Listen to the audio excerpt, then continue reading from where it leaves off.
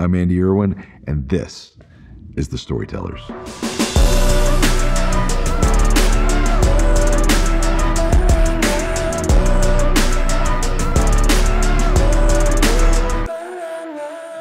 So in my home growing up, my brother John and I, we grew up in a family that military was the highest calling that you could have as an American, as an individual, especially people that had dedicated their lives to that. And the reason for that is my grandfather was a Medal of Honor recipient from World War II. So we grew up with military stories, always meeting military friends of his. Those kind of stories are the ones we value a lot here at Kingdom. But this podcast is called The Storytellers, and so it's about people that tell stories for a living. My guest today has the unique ability of being both. As a 10-year veteran of the Navy, as a Navy SEAL, has an amazing decorated career in that regards. And then after his military service, found his way into the entertainment industry in a very unique way. That just an amazing story of how he found himself where God's put him.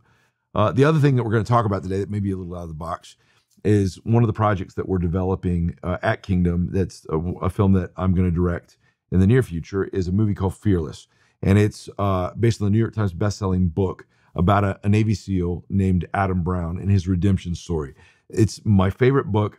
I've chased this thing for years, and right now we're developing it with authentic representation from the community. One of the first people I reached out to was my guest today. So you know him from the hit Amazon show, The Terminal List. He plays the character Boozer Vickers on that show. But what you may not know is he was an integral part of bringing it to the screen, seeing it as a book that was written by a friend of his and getting it to his other friend, Chris Pratt. It ended up becoming something that people are rapidly following. They really love this show. So would you please welcome my guest, Jared Shaw. Welcome to the show, buddy. Good to have you on the Storytellers.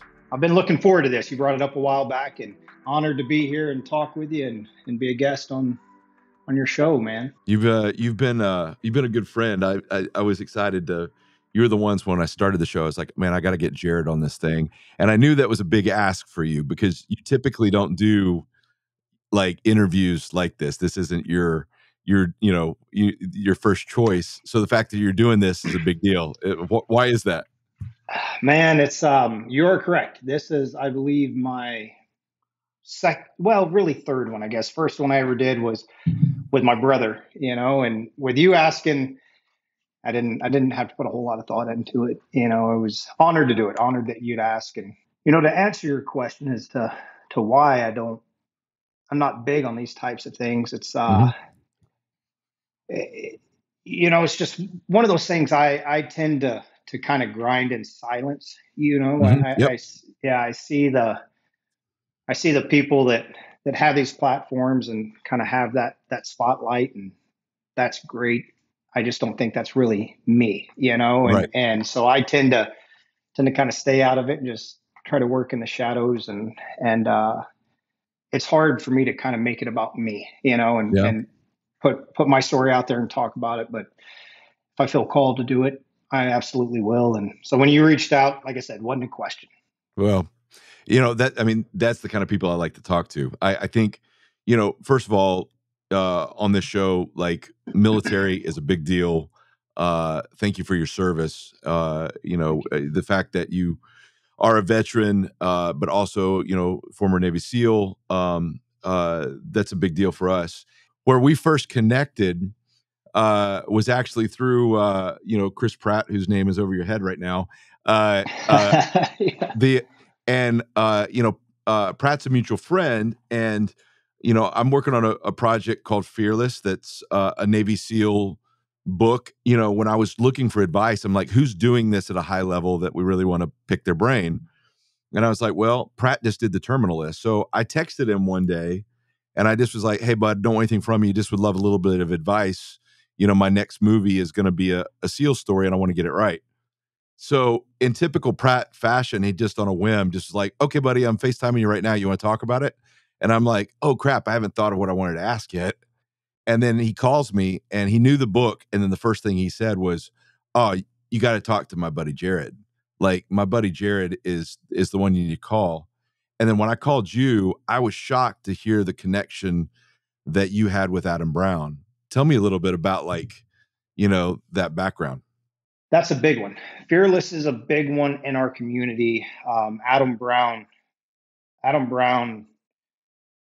that name is known. I think Adam, every time I talk to, former SEALs or current SEALs, they always say, this is Adam Brown we're talking about. The book Fearless was given to me by my mentor, Gary Sinise. And Gary Sinise is a great American. I really wish he would run for president. Like, that man is the real deal. And he sent me the book and he said, I know this family, the Brown family. And if I was a younger man, I would direct this. This needs to be your next movie. And I said, I'll read it. And he said, and so I read it. And when I read it, his story so captivated me because Adam had a very flawed past. And instead of trying to cover up and sugarcoat that, he told his wife, the book was written after he passed away. He told his wife, if you ever tell my story, don't even think about doing it unless you're willing to include my flaws. And so the fact that he led with his flaws, and this guy that was a former drug addict, had many felonies on his record, as he turned his life around trying to get sober and found his faith in Christ, he decided to do something radical with his life, and with very little training and a lot of things stacked against him, decided to fight to get in the SEALs, and then fought his way up to DevGru into SEAL Team 6, lost the use of his eye and hand on his shooting side. And instead of taking an honorable discharge, he went back in and recertified and did the unthinkable. He's the ultimate underdog. And there's just a deep connection, it seems like, in the SEAL community. When people say, this is Adam Brown we're talking about, why do they say that? Like, why is that such a, what does that mean? I didn't know Adam for a long time or spend a lot of time with Adam. You were young. You were like in sniper school, right? When you met him? Yes, sir. Exactly right. It was prior to my first deployment. And had thankfully been selected to go to sniper school. So I was a young 21, 22-year-old little idiot, and there with a bunch of older, seasoned Navy SEALs, but over the course of this 6-7 month period, I got to know Adam, and Adam was, I think, 6 or 7 years older than I was, maybe 8 years older than I was. And all of those dudes were good dudes, but Adam was a leader in the class, in the sniper class, and just somebody I looked up to, and he had already had his hand messed up. He'd already had his eye messed up. He went through sniper school, not being able to use his dominant eye, learned in sniper school to use his non-dominant eye, and ended up being the honor man of our sniper course, which is unbelievable. Insane. It's insane. I mean, truly unbelievable. But that was Adam. That's the man he was. And, Adam left such an impression on my life, and, in that time frame of my life that, I have a few buddies tattooed on my thighs that got killed over time. And right after he got killed, I went and had a tattoo on my thigh put there of Adam. And that, like I said, of all of them there, he was the one that I knew the least, that would earn that spot on my leg. He, for the man he was to me, and the impression that he made just in that time frame of my life. So him and I were not best friends, but he left a lasting impression. It was more than slightly intimidating, because I sat down with you, and you're the strong, silent type at first, and you warmed up as we got into it. But as we were talking, I was like, I would love to have you involved, and you said, well, I definitely want it to be right. He said, you got to meet two conditions. You got to honor the Brown family and who Adam was, and you have to honor the SEALs correctly. And if you honor both of those things, I would love to be involved. And I said, well, Adam's story is that important to me. I want to get it right. So that's a non-negotiable. The second thing is, I've given my personal cell phone number out to over 30 Navy SEALs. And if I don't get it right, I'm a dead man. Your job is to help me not be a dead man. So. Yeah, that's right. That's right. And I appreciate you. A lot of guys, I don't believe would A, look at it that way, and B, probably follow through on it. And I truly believe the man you are and the character you are, you are that man. You're doing it. And it's heavy on me to do it and do it right.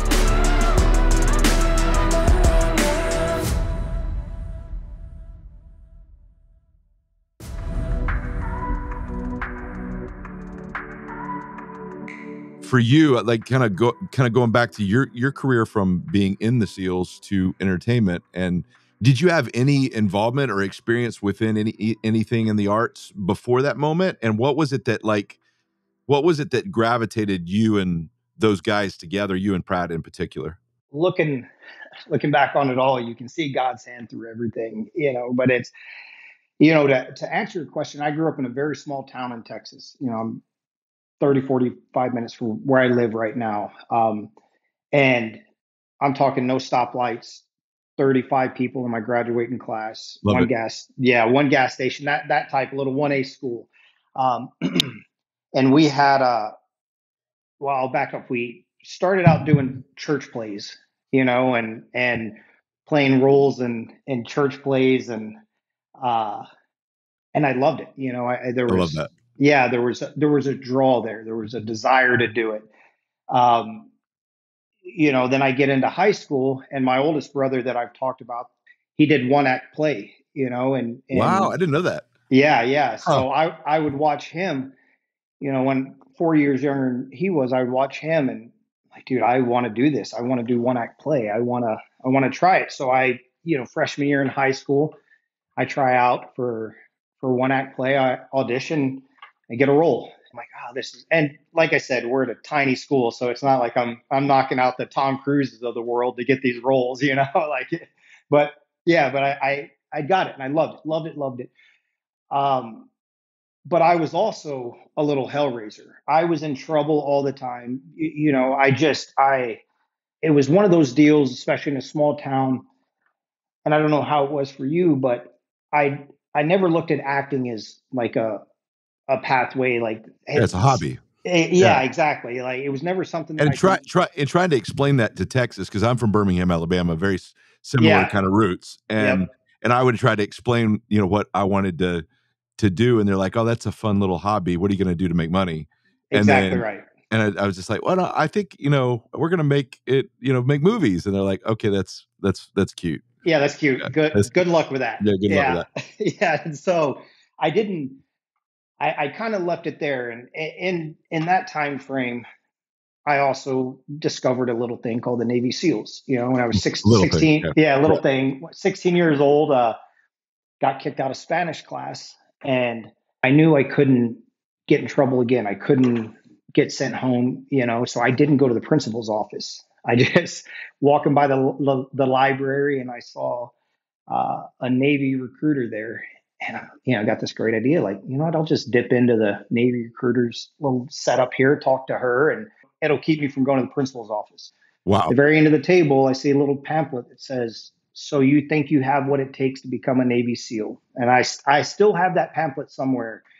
And I looked at it. And I knew in that moment, like, this is what I'm supposed to do. This is it. Yeah. And so, kind of from that point on, acting went this way, SEALs went this way, and so I went and joined the Navy. Thankfully, made it through BUDS on first try, wow, and did 4 deployments on the East Coast with Team 4, and then the time came up. Hey, I gotta pick a what we call a shore duty, and basically like some sort of instructing position, what we call giving back to the community. And so, and I'm like, you know what? I still, even though the acting and storytelling and all that had yeah, taken a back seat, it just kind of in my never left me in my gut. I'm like, you know what? If I went out to Coronado, that puts me about 3 hours from LA. I wonder if I could get over there and kind of, just kind of see the movie making world, see what that's huh, like.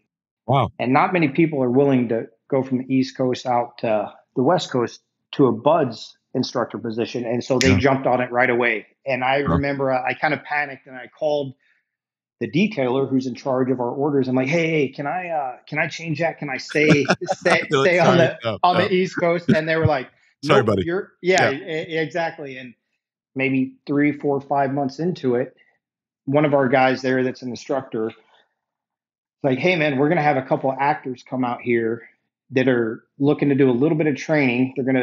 They're making a movie about the Bin Laden raid, and and these guys need a little bit of training. Is there any instructors that want to come in on volunteer, come in on a Saturday and help these guys out. I'm like, yep, right here, let's go. Like, I'm your man. Like, this Wow. is, yeah. It just walked in your front door. That's incredible. Exactly. That's where I say I look back and it's like I see God's hand through it.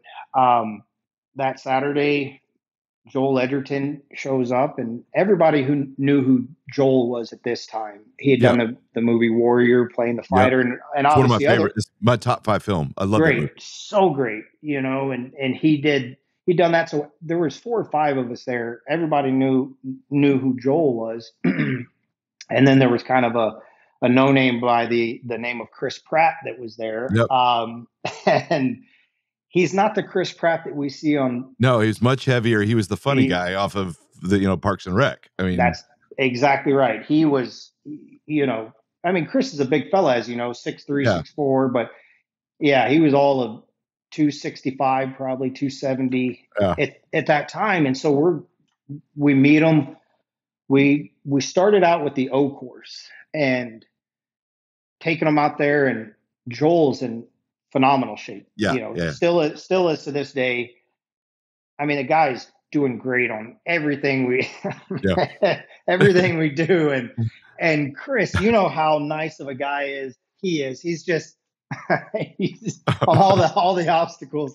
He's cheering Chris. I'm just picturing myself doing this stuff, and I'm like, yeah, okay, because that's my weight class. So dude, well, I picture myself doing it now. And I'm like, oh, that would be terrible. That wouldn't be fun. But he was trying, and I remember poor fella like ripped his hands pretty good on the on the one of the rope climbs or something, but never stopped. He kept going the whole time, and all of it. It was a packed day. It was a lot, especially for people that hadn't trained towards that, Sure. and so we did all that, and then we get back to the command. Everybody goes and showers, and we come back and get in our civilian clothes, and I'm wearing a Browning ball cap, hunting ball cap. And Chris looks at it, he's like, man, you like to hunt? I see your Browning hat. And like, yeah, that's kind of a Texas, not kind of, I'm a Texas boy, kind of a little bit of a country boy, and hunt and fish. And that's really how we hit it off. That's what was like our bonding deal. He grew up, in that same type of outdoor life. And that's where we became buddies. And, he'd start coming down and we go fish, we catch lobsters, and I'd go up there, and we stayed training together for Zero Dark 30, kind of tried to help him out as much as I could on that. Within the realm of still being in the Navy and only being able to do so much, I couldn't go on set or be paid or anything like that. And just to pause there before we move on, like I thought that what you guys accomplished, like I was a fan of Parks and Rec, so I knew Chris from that part of his career, and he's definitely knows comedy.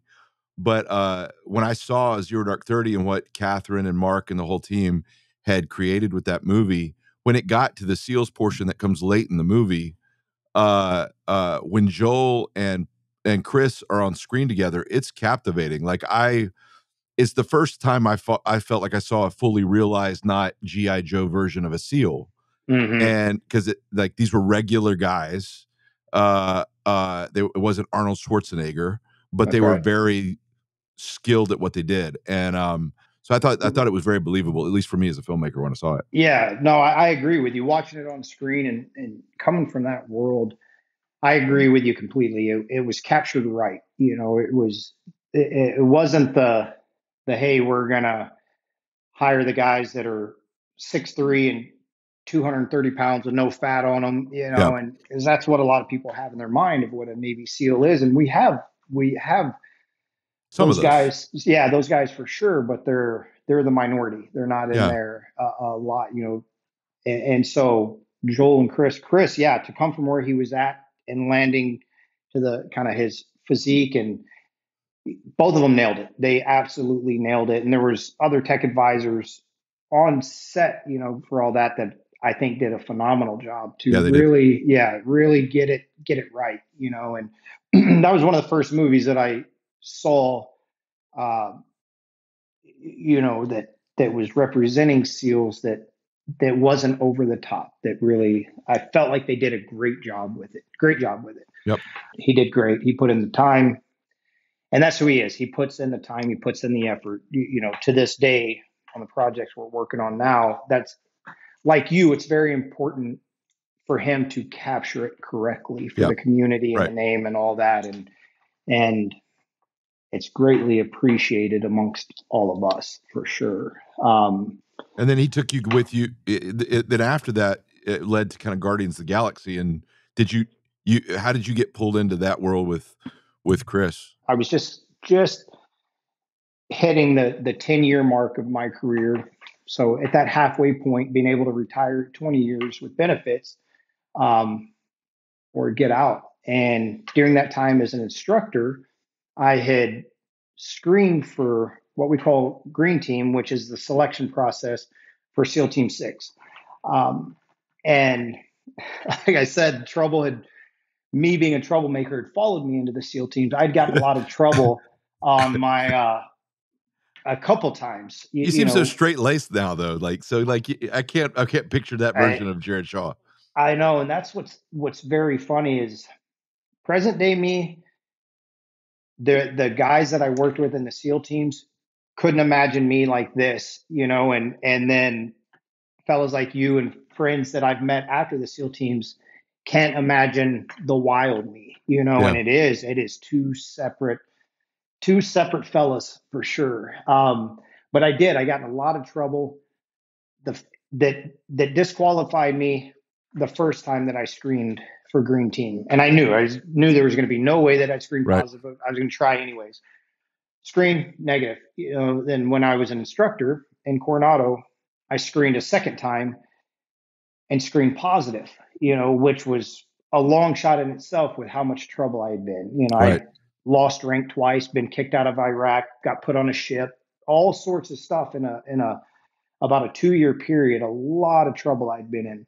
I didn't have the strongest walk with God at that point, but as much as I could, I prayed on it and I asked about it and tried to seek direction. Before I even got out, I was driving up to LA once a week taking acting classes. Wow. Okay. I didn't know Yeah. that. Yeah. Like, So I would, for about a paid your year, dues. yeah, before I got out, um, being a Navy SEAL, as you see, there's a lot of, SEALs this day and age, catch a lot of flack because there's so many books written and Yeah. we're out in the Exposed. limelight. Yeah. Yeah. Exactly right. And that was a big fear of mine. And so I didn't tell anybody about it. Chris connected me with one of his buddies that was an acting coach, that is an acting coach, great actor, Ben Davis, Yep. great fella. And I remember thinking from high school, like acting was easy. This is not going to be a big deal, Well, I Yeah. didn't take in to account the 12 years of life I had lived, or however Yep. long it was, to that moment that had kind of formed a little bit different me. And man, I went up on there on stage and I was terrible. Goodness, I was awful. It was, and I remember thinking, like, I would rather be in a firefight right now than be up on this stage right now with the nerves and everything and the other people in class. Like, it was. Well, I think that the reason for that, I think so much is, as an actor, what holds people back from good acting is trying to control everything. And Absolutely. to be a good actor, you have to be vulnerable, you have to be present, and you have to respond. So you don't have any control over what the other person's doing. You're just having to respond to what they give you or to the situation you're in. And so there's a vulnerability of just being that is very difficult. It is anybody can act, but to Mm-hmm. be a good actor requires this sense of, I'm just going to let people, kind of look at my soul. And that's a terrifying thing. Yeah, you were exactly right. It's something I didn't even know existed, really. To your point in controlling it, I remember when I'd go in there, I'd have my script, and I remember, like, okay, after she says this line, I'm going to do this, and I'm going to, I raised my eyebrow at this yeah, right moment. And yeah, exactly. exactly. Just totally lost, and so it was, boy, did I have so much to learn, and I still do. I still have so much Sure. to learn, but man, it was a very eye-opening experience going in there, and the sand kind of ran out of the hourglass, and I had to make a decision of, hey, am I staying in or getting out? And Yeah. I didn't have that peace was staying in, and I couldn't tell anybody that I was doing acting classes and that's kind of what I wanted to do. Got out, remember driving off base and like, all right, now what? So I went back to Texas, and I remember I fished almost every single day for 6 weeks straight. And it was the weirdest thing for me to wrap my mind around, not having to be somewhere, not having to check in with anybody, Wow. not having a plan of the day, none of that. And I would just wake up. I was staying at my parents' house, and it's 2 hours to the coast. I'd wake up 4 a.m., drive 2 hours, fish all day, drive home, and I did that for 6 weeks straight. Wow. Yeah, and I was pretty lost. I feel like God has me going back to LA, and I don't know why. Like, I'm uneasy about it. I don't love it, but I'm going to go. I did uh, Jurassic World right out of the gates. I mean, I had been out of the military for, at this point, maybe 2.5 months, and did Jurassic World. Pratt was like, dude, you want to come on and come in under stunts? We can train together. Come Huh. do Jurassic World. I'm like, yeah, let's go. Yeah. Awesome. And then out in Hawaii, Yeah. so Yeah. Suffering. yeah, exactly. Like, this is Yeah. rough, but I guess I'll do it. Yeah. So went out there, and once again, it was just, as I'm doing these things, I'm like, I can't believe this is what I'm doing right now. Like, Wow. this is amazing. This is truly amazing. And through that, I had the opportunity to start working more on the stunt side. And I remember, kind of going back to that seal in the limelight thing, the Hollywood seal, as they called. I was very afraid of reputation, what other guys would say if I went down this road and I did this. And about 6 months into it, I I kind of, I don't like the word panic, but I became fearful. I Hmm. packed up and I went back to Texas and took a Huh. job doing personal security for a family out of Texas. Huh. Every day running their, wealthy family out of Texas, running their security. And that Mhm. was the safe answer. I'm Yep. like, all right, I'm doing what I'm supposed to do. I was a SEAL. I'm supposed to go do this line of work, and I chose comfort. I chose instead of being out of my comfort zone and where I believe I was supposed to be. And I did this for a year and a half, and I would work in intermittently with Pratt. He'd call me up, hey man, do you want to go work on this project with me? You know, However long, month, 2 months, whatever. Like, yep, I'd go out there with him. We were sitting down one day and he's like, hey man, why don't you move out to LA? Move out to LA, we can work together, train together, all of it. It'll be awesome. And I felt that fear creep in, I'm like, buddy, LA's just, it's not for me. LA, that world, that's not for me. I love the storytelling, all this stuff, but I'm good. Once again, like I chose the comfort, and not put Yeah. myself out there. And we finished that project, and about a month later, Hurricane Harvey hits South Texas. And when I say hit South Texas, Like, if hit you your look home, like right where at, you're at. like, you couldn't get any more of a bullseye on my condo, a condo building. You couldn't get any more of a bullseye than what happened, it hitting my Wow. condo. Yeah. The burn the And ships moment. that's it. So I called up Pratt and I'm like, You still need a roommate? hey, buddy. So how about that offer? He's like, dude, come out here. Come on out. Type of guy Chris is, he's like, come on out. Packed up what I had left of my belongings in my little Toyota Tacoma pickup truck.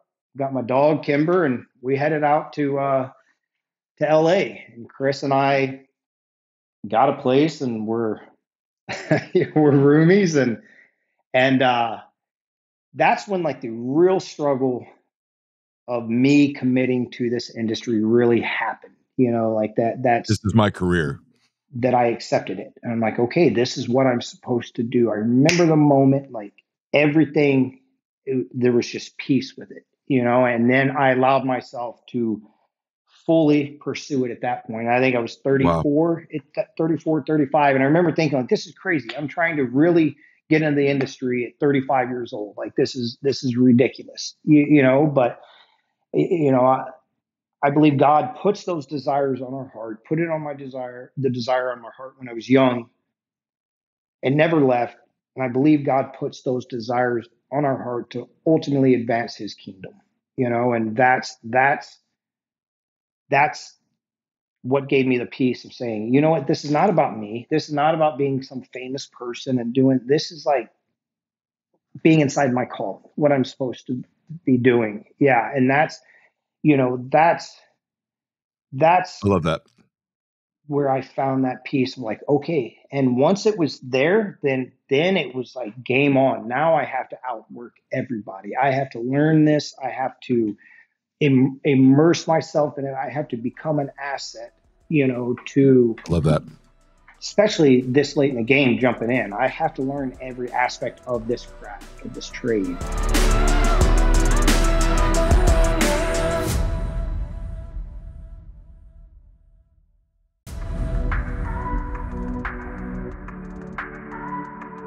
I want to transition there in just a second to Terminal List, but Mm-hmm. just kind of pause in there for a second. What you talked about, advancing God's kingdom.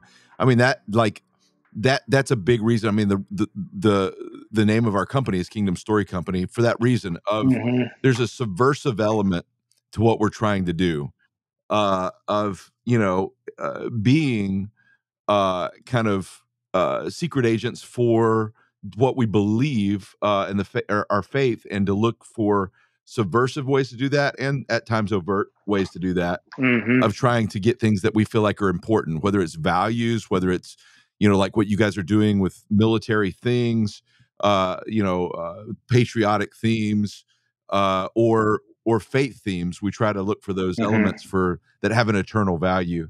The thing that I didn't know when I called you, because I knew the way that Chris and I got to be friends is, we have the same agent at UTA, but I had Chris's email for a couple of years, but I know where I'm at on the pecking order at UTA, and I Mm-hmm. know that it's Pratt, and then somewhere 50 people down, it's me. Uh, Oh, I don't buy so that. I don't buy it. okay, well, You're humble. I'm self-aware enough to know that that Pratt's the priority. So I had never really reached out to Pratt, and so um a few years ago, or a couple years ago, there was an article that came out in Men's Health where he had talked about some of the shots he takes on both sides of the aisle for his faith, and Mm-hmm. like he's not cleaned up and pretty enough for some people over here, and then he talks about his faith a lot, which triggers people over here. And there's that lightning rod kind of thing about his faith, and he's not a controversial person. And I was in the car with my son, and we were going somewhere. My son at the time was 13. I just read the article, and I just said, Isaac, for whatever reason, I feel like we're supposed to text Chris Pratt tonight. I don't know why. I was like, I'm going to text his email address, and I was like, he'll never see it. He's never going to respond, but I just want to put something out there that might encourage him. And so I sent him a text that night, and we were in the driveway of my house, and I just said, "Hey, Chris, don't want anything from you, but I just, I read this article, and for those of us of faith that are trying to make a difference, you've taken a lot of punches for us, and I'm doing what I'm doing because you did your MTV, generational icon speech, and you subversively talked about your faith and redemption in that in such a powerful way that I was on the set of a little movie called I Can Only Imagine, and we were A little movie, right? It's and a great movie. and and on that movie set, we passed it around set and talked about it, and it led to amazing conversations about faith, of which one of the main stars is a big name. It really helped reignite his faith. And so I said, you're making a difference. The fact that you're getting criticism means that I feel like you're doing something right, not wrong. And so I sent it to him. I was like, he's never going to respond. And then when he got to the bottom of the driveway, Isaac freaks out. He's like, it says Chris Pratt, ... And he's like, he's responding. Wow. So he responded. He's like, I loved I Can Only Imagine. And he's like, he said, "Thank you for sending that to me. No weapon formed against us shall stand." And he just said, "Let's stick together." And so that's where kind of the friendship came out of. And then Love that. when he connected me with you, I was talking about, we did a little movie I Can Only Imagine and American Underdog, and you stopped me. You said, "I'm from Texas, and every Christian from Texas knows those aren't small movies." And I laughed. And then I found out that you have a strong faith. So, like, for those of us that are Christians behind the scenes in entertainment, there's kind of an alliance or whatever. Talk a little bit about what faith means to you, and like you talk about your wild days, but then you kind of found your faith journey, and then you and Pratt obviously have connected on that level as well. Like, talk to me about what it means to be a Christian in entertainment. Yeah, and it's first off, I still got goosebumps from you talking about sending that email or that text to Pratt and him responding. Like, that's how awesome to hear God's voice and do it. Do what He put on your heart to reach out to Him, and what a blessing, man. That's really cool. Really cool to hear. And yeah, those aren't small movies. I'll say it every time because it's Thanks, man. Those things, man, those carry weight. They carry a lot of weight. But it's like God knows what He's doing, huh? With His timing. And He brought me here when I was supposed to be here. As I younger, mid-20s, Hollywood would have eaten me up, and I truly believe we're where we're at to be light, and set fire to the dark. I think that's what we have to do. I mean, I got it on my cup here. I love that, set man. fire to the dark. I love that. Yeah, it's that's like, and you're crushing it with what the projects you're doing. You're putting it out there. And I told my brother, we watched, when we watched Jesus Revolution, I'm like, man, like, good on you and your brother for and everybody attached, but for putting it out Thanks, there, man. and the message, like, God, that's just so impressive to me. Thanks, like, man. that's so good. You're doing it, and to go back to my faith and your question, I believe we all have a calling, Yeah. And it may be multiple callings, but I believe it's, it's all a path, right?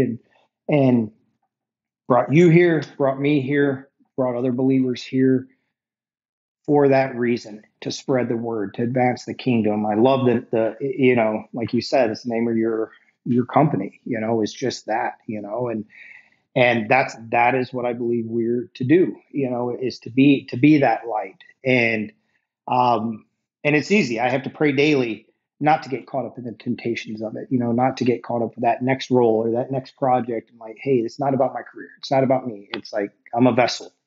Use me, and it's something I have to be in alignment with God every day about, because I can mess it up with the best of them. Same here. And so that's that. My faith is my foundation. It has to be. There's nothing else I can build that foundation on. That's not going to give way. That's it. Yeah. So with that, and I love that. We're talking about kind of finding. It's almost kind of finding your lane. It's like when we first started in this, we started with faith filmmaking was kind of in its infancy, and so we were kind of part of that group that was coming from the outside in, and then there's other people like Pratt and yourself that have come from the inside out. But it's like, as as faith people on the outside, we started with people that were very overt with the stories that they were telling, trying to find their voice. And we were just hired guns. We were second unit directors and just kind of coming into, my brother was directing second unit on one of those films. I was off doing music videos, and they challenged us to get in the game. And we just said, we don't do what you guys are doing. Like, I don't know how to do that. It's more like, Sunday school lessons for the church that are, definitely needed and useful, but I don't know how to do that. I'm not a preacher. And they very wisely said, just don't try to be us. Find your lane. Find what God's called you to do that. And that's what True Stories, and True Stories became this opportunity for us to be, to tell stories of faith and redemption, but to do it in a way that was more an entry level to kind of a skeptic, middle of the America kind of audience. But for you, like, finding your lane, you kind of, I think where you find that superpower as a actor is when you find the ability to produce. make the content you want to be in. And That's so, it. so you kind of took that extra risk of you kind of stumbled onto Jack Carr's property with Terminal List. Tell me a little bit about how that came into your world. And that's a big, especially for, having a friendship with Chris, everybody pitches Chris all the time, Yep. and to take that step from being I'm the buddy, I'm your sidekick, I'm here just for the ride. And then all of a sudden saying, Chris, I think this is something I would like to pitch you. That's actually a big property. Like, that takes a lot of guts. Talk to me about that moment and how that conversation kind of came up. Yeah, we for that we got to rewind back to my last year in the SEAL teams, or year as an instructor in Coronado. I'm maybe 2 weeks from departing the Navy, getting out of the Navy, and I was walking down our compound, and I just had a guy call out to me, "Hey, are you sure?" And I turn around thinking I'm in trouble or something. And as we know him, Jack Carr is higher ranking, been in it longer than I have, in a leadership position at the training compound. Yep. And he's like, hey man, I hear you're getting out. What's your plan? Are you good? You taken care of? I remember him going out of his way, asking me if I had a plan. And did you risk telling him about the acting thing? Oh no, not at all. Nope. Nope, not even close. I went, and I wasn't lying, because I had been looking into it. I went with the stereotypical team guy answer of, "Hey, I want to, open a shooting range in Texas, teach people how to shoot." That whole deal, which wasn't a lie. Sure, it was not a lie. I'd been looking into it, been looking into the land. Yeah, like try to figure out, what am I going to do with my life? He was like, "Cool, man. Come into my office." Takes me in there. We sit down, we talk about it. He connects me with a couple of his buddies that are in Texas that have a shooting range, kind of the whole deal. Goes out of his way to help me out, and that was the last conversation we had. Fast forward to 5 years later, or whatever it was, my place had just got wiped out by the hurricane. A mutual buddy of Jack and mine, David Bowles, great guy, out of Louisiana, that worked with a Duck Commander crew. Yeah. Really, really good fella. And he was like, "Jared, do you remember this guy, this officer?" I'm like, "Yeah, I do remember that dude." He's like, "Oh, well, cool, whatever. But hey, he's got a book. I think you need to read it." And I'm like, "Oh, cool. Another Navy SEAL with a book. Yay. Let me, just what we need." Yeah. But he's like, "Hey, it's a fiction book. I think you should read it."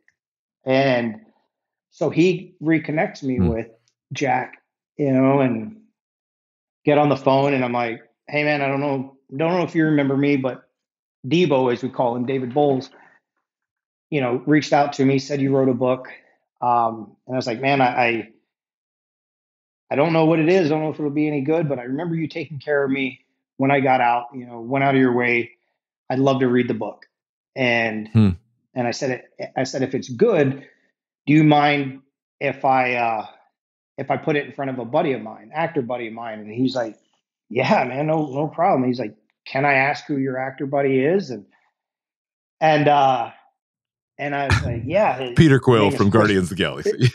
Yeah, exactly right. A little guy by the name of Chris Pratt, and he just kind of got silent on the other end of the line, and he basically said, like, "Jared, I know this may not go anywhere, may not be anything." He said, "But as a writer, you're not supposed to do this. But the moment I started writing this book, I visualized Chris Pratt playing James Reese." Wow. Chris Pratt being the lead of this show. If it got made into a show, he's the lead. And Jack wrote Terminal List, I think, in like 2012 or 2011. Wow. Yeah, before Pratt was Pratt.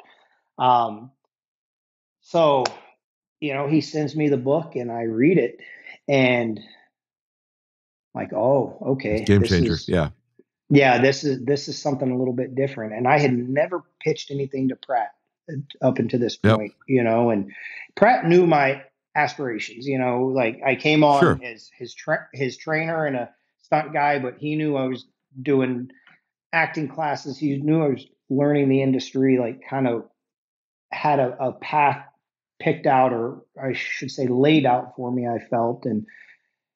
And so it was a risk, Yeah. I'm like, It's a big risk. Like, hey, and for the audience, like, it's a big risk, especially, mm-hmm. especially when it's a friend that has, such a public persona like that, because the amount of people that are throwing material at him is a lot. You don't want to be part of that noise. You want to bring something of value. So taking that risk, like, I know what a big risk that is to take. Yeah. Yeah. You get it. Yeah, I get it. Yep. I get it.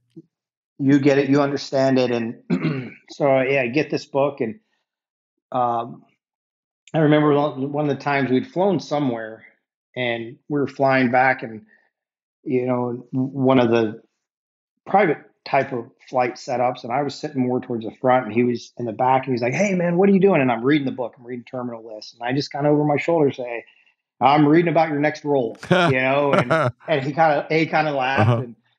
and I was about 3/4 of the way through the book at this point, and I'm like, "Oh, I think there's something here," and finish it. And yeah, to your point, big deal, big ask, uh, big pitch, big deal to put in front of somebody like him. And so just gave it to him. I'm like, "Man, I think you should read this. I think you should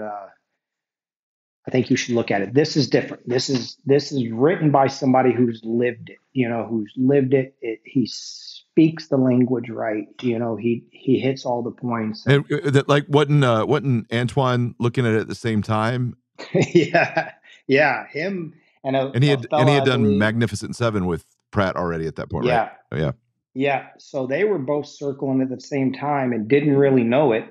Um, and then find out, they hop on a call together, and Pratt was like, "Dude, let's do this together." Huh. Antoine was like, "Absolutely." So, um, so Antoine, one of his producers, Kat Samick, an amazing producer, Chris and myself went to, what is it, Soho House Yep. in LA, and sat down and had dinner Huh. and talked about it. And I mean, I'm as green can. This is my first time ever having a meeting like this, so I'm trying to play it cool in this whole deal. And just listening to Antoine talk and Uh-huh. Chris talk and Kat and all of it, that was the beginning of it, and then I don't remember one or two projects in between, but it was gaining traction the whole time, and man, as David Bowles said, Debo said, he's like, "Dude, this doesn't happen. Like, it doesn't happen Yeah.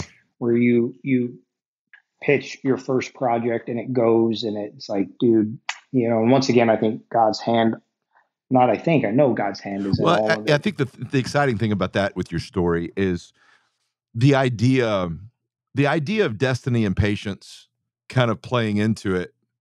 Uh, and I think each of us that have had a moment that's a breakout moment, whether, big or small, there is a moment where you kind of know what you aspire to and what you want to be before anybody else catches the vision.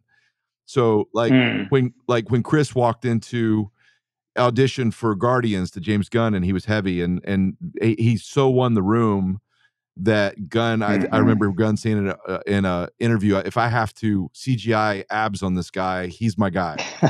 And Love and that. and Chris promised, "I'll come back in great shape and be ready to go," and he did. And then it really Hmm. kind of was a game changer. But the thing in a moment like that is Chris knowing that he was a superhero when everybody else saw the funny guy on Parks and Rec, and like he knew it ahead of time. That's right. So for you, stepping into that and that aspirations of that, and then that moment where you step into it, and that fraud syndrome never goes away for any of us. It's like, if Wow. anybody, knew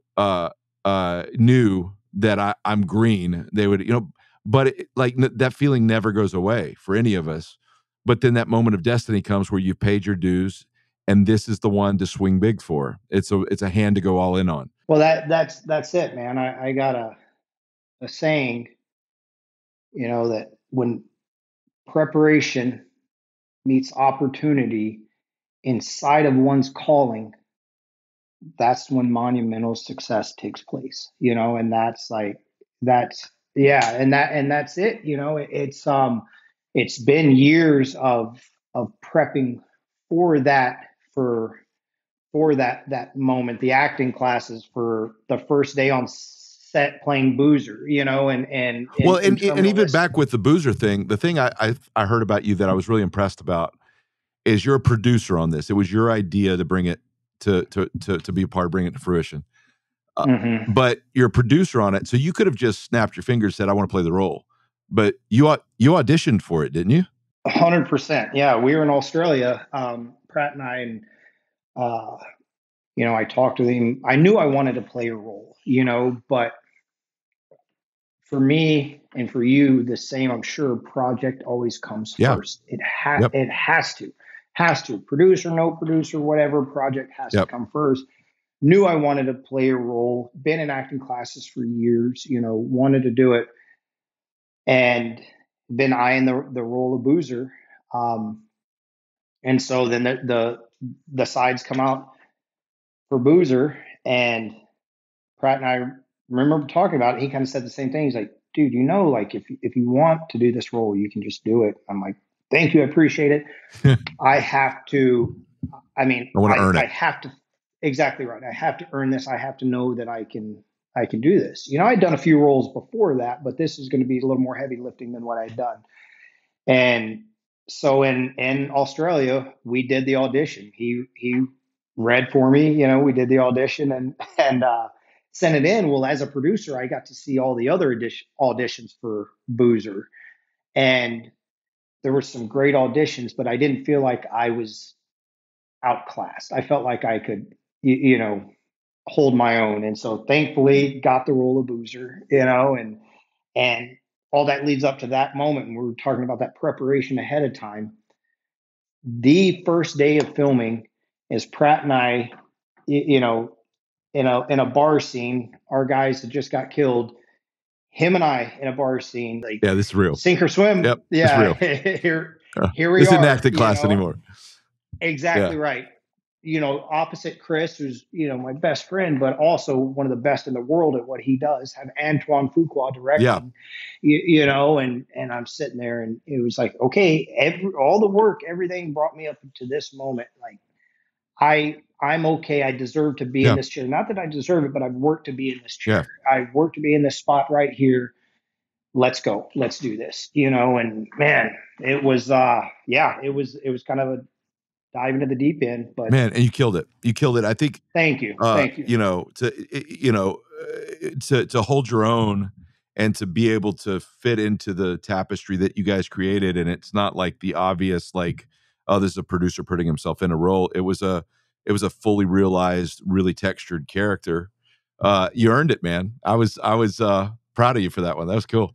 Yeah. Well, thank you. Coming from you, Andy, that means a lot, man. Well, I value what you say, so thank you. well, I appreciate thanks, that. Jared. Well, you Yeah. know, as we wrap things up, I think the exciting thing is to see how popular the show has been, to see that you guys are, you know, rolling into season 2 and 3. I'm excited to see where you guys, you know, I know you've got a lot of out of the box ways of how you're going to approach that. I don't want to give anything away, but I'm excited, you know, to see where you guys go. And the more and more you kind of find your voice as a producer, I think is the more and more interesting roles we're going to see as you as an actor. So I'm excited about where it's going to go.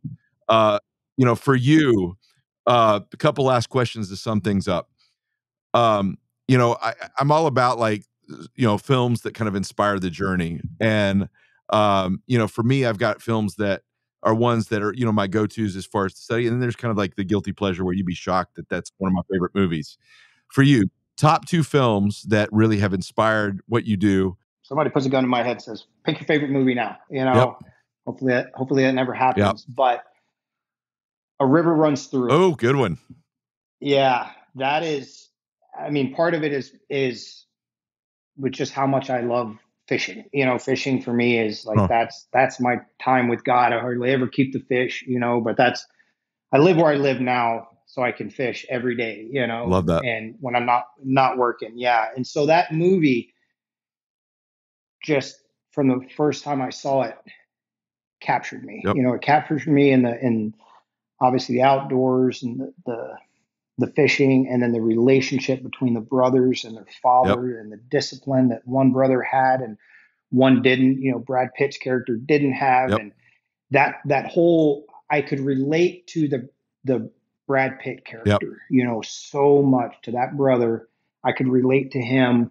And the way that, especially when I was in that, you know, mid 20s in my life, I was wild like that. So I really embraced it then, you know, and I remember, spoiler alert to someone who hasn't seen this movie, if there's anybody that hasn't seen it, They've but had I plenty of remember time to when watch it. So yeah, yeah, good. I remember when Brad Pitt's character died, and you know, the dad would come and ask the other brothers, or anything I need to know, you know, anything. And it's like still for some reason heavy for me. I remember the brother saying, you know, because the Brad Pitt's character got jumped and basically I yeah. think beat to death. And I remember the brother saying, you know, when the police found him, every bone in his right hand was broken Wow. because he fought. You know, he Wow. fought to the very end. Every bone in his right hand was broken, and that always stuck with me. There was something about like that fight, that drive. You know, like he had two sides. He was a lovable, good dude, but then he had that other side that was like, it's time to work, it's time to go, and that it always resonated with me. That always resonated with me. So that was my number one. I think if I had to pick, and then I think from just a storytelling perspective, one that comes to mind. I don't know that it's a close second, but I just always liked the storytelling and the acting in it. Is a movie called Lawless. Huh. Yeah. It's Tom Hardy. You know, the Yep. storytelling of it, the brothers, the bond, the seeing the arc, you know, throughout the show, how it all kind of ends up for Yep. them, and just that's one of those ones that I could just watch again and again and pick different things up, and you know, just loved it. Yeah, so those two I think would be in my top two. I love that. Well, man, I think this podcast is dedicated to storytellers, and the thing that I like about you is there's people that they chase the glamour of the industry, and then there's people that they have to do it because there's just a story kind of emanating from their life that they have to tap in and tell over and over and over again. And the first type are a flash in a pan. You might have a starring moment or whatever, and it just moves on. But then there's another that just comes from this deep, resonant desire to communicate with an audience something that's burning on their soul. And that's what I see in you. And I feel like the stories that you guys are creating, I think you're just tapping the surface of what God's going to do in that. And so I think that's where, when a storyteller meets another storyteller, there's just a spark of like, yes, that. And so I'm excited for the friendship. I appreciate that, all the input that you're having into what we're doing. And also I'm just excited to see where things go for you, because I think you have a lot to say that for the kingdom. So thanks for what you do, buddy, and thanks for taking the time. Well, thank you, Andy. That means a lot, man. It's an honor and a blessing to meet you, you know, and I'm thankful our paths crossed. Divine appointment, no doubt in my mind, you know, that this is all for a reason. I look forward to, continued friendship and then working together, man. Let's get the word out there. I'm excited. All right, buddy. Hey, we'll talk to you soon. Can't wait for season 2 and 3. Appreciate you. Love you, brother. Love you too, bud. I think the thing I like about Jared is the idea of kind of destiny and the idea of God calling you as a vessel, as a tool to be used for a specific purpose. And that looks different for each of us. But God puts you with a unique set of qualifications and puts you in the right place at the right time for that to be a useful tool. And I think so much of us chase the idea of identity and being a big deal and that type of things. Those things don't last. The things that last is finding your calling and doing it with passion, whether you're known for it or not. And I think those are the things that last. And I see that with Jared's service mentality that I think was born in him as a Navy SEAL. And this idea of working in the shadows, behind the scenes, and then ability to take that into entertainment and to do that with a purpose and a calling. I want to thank you for listening. We'll see you on the next episode. The Storytellers is a Kingdom Story Company production. It is produced by Nick Carey, with production assistance from Ben and Justin Bailey, and creative assistance from Jaron Weatherly and Beecher Proch. Our executive producers are Kevin Downs and Brandon Gregory. Social media for the show is run by the Troops and Allies team, and our music is Twisted Rooster by Tommy Profit. Special thanks to our entire team at Kingdom Story Company. To make sure that you never miss out on any of our exciting guests, subscribe to the Storytellers for free on YouTube at Kingdom Story Company or wherever you listen to podcasts. For exclusive first looks at our upcoming films, behind-the-scenes content, and invitations to advanced screenings, join the conversation as a Kingdom Insider at KingdomStoryCompany.com and follow us at Kingdom Story Company across all platforms. As always, thanks for joining Andrew Erwin and his friends on The Storytellers.